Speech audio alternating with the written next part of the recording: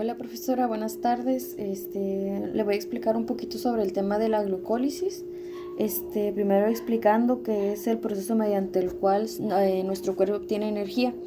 Al momento de consumir cualquier alimento, ya sea proteína, carbohidrato o lípido, pasan a ser almacenados en el estómago y para ser digeridos pasan al intestino delgado, donde son absorbidos por medio de los capilares de las paredes intestinales. De ahí pasa a su forma más sencilla, que es la glucosa, a los vasos sanguíneos y por medio de la hormona insulina que es secretada por el páncreas se le permite el acceso a la célula, donde comenzará el proceso de lo que es la glucólisis. Son exactamente 10 pasos, consta de 2 etapas. La primera etapa consta de 5 pasos, se conoce como la etapa de la pérdida o inversión de energía, donde pierdes 2 moléculas de ATP, para al final seguir con otros 5 pasos, donde se obtendrán los siguientes 2 ATPs. La glucólisis inicia con una molécula de glucosa siendo fosforilada. Esto quiere decir quitando un grupo fosfato a nuestra primera molécula de ATP, convirtiéndola en ADP. Es un adenosin trifosfato siendo convertido en un adenosin difosfato para agregárselo a la glucosa, y se desprende un ion hidrógeno de la molécula, convirtiéndola en glucosa 6-fosfato.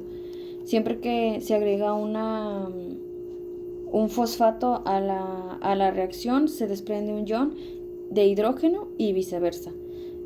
Y como mencioné antes, esta reacción se da por la enzima hexoquinasa. En la segunda reacción, la glucosa 6-fosfato es catalizada en fructosa 6-fosfato por la enzima fosfoglucosa isomerasa. En la tercera reacción, la fructosa 6-fosfato se fosforiliza con la siguiente molécula de adesin trifosfato, convirtiéndola en adenosin trifosfato, agregando el segundo fosfato a la molécula, convirtiéndola en fructosa 1,6-bifosfato.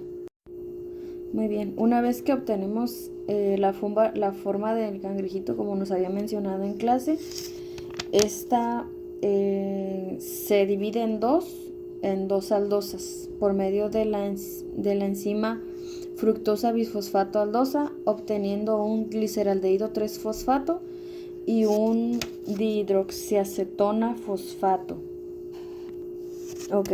Ahora, como solo el gliceraldehído 3-fosfato puede seguir el proceso de glucólisis, la hidroxiacetona es isomerizada a gliceraldehído 3-fosfato por la enzima tirosafosfato isomerasa. En esta parte termina la primera etapa de la glucólisis. Fueron las 5 reacciones. Hasta aquí ya perdimos 2 moléculas de ATP y por consiguiente, como tuvimos 2 moléculas de gliceraldehído 3-fosfato, las siguientes 5 reacciones se realizarán por 2. Como siguiente paso, como le comentaba, ya tenemos 2 moléculas de gliceraldehído 3-fosfato que cuentan con 3 átomos de carbono. Aquí empieza la segunda fase de la glucólisis. Esta sería la primera reacción de la segunda etapa y la reacción número 6 del proceso completo. En esta fase interviene una molécula de nicotidamina adenina dinucleótido, o por sus siglas NAD+, y una molécula de ácido fosfórico y la enzima gliceraldehído fosfato deshidrogenasa. El grupo fosfato del ácido fosfórico se une al primer carbono del gliceraldehído formando un 1,3-bifosfaglicerato, porque ahora cuenta con 2 fosfatos, uno en el primer carbono y otro en el tercero, mientras que los 2 hidrógenos restantes, uno se une al NAD+ para crear un NADH y el segundo hidrógeno sale libre de la reacción. En el siguiente paso, la enzima fosfoglicerato quinasa transfiere el grupo fosfato del carbono 1 a una molécula de ADP, convirtiéndola en ATP y la molécula en 3-fosfoglicerato.